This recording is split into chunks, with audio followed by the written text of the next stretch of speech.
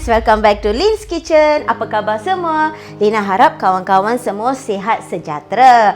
எல்லாருக்கும் வணக்கம். எல்லாரும் எப்படி இருக்கீங்க? மீண்டும் உங்களை Lin's Kitchenல சந்திக்கிறதுல ரொம்ப சந்தோஷமா இருக்கு. Okay friends, hari ini Lina tak buat apa-apa video masakan untuk anda semua. We are going to have a look of our Season 3 videos, okay, small videos recap for y'all. Okay, jom ikut Lina untuk melayari video kita.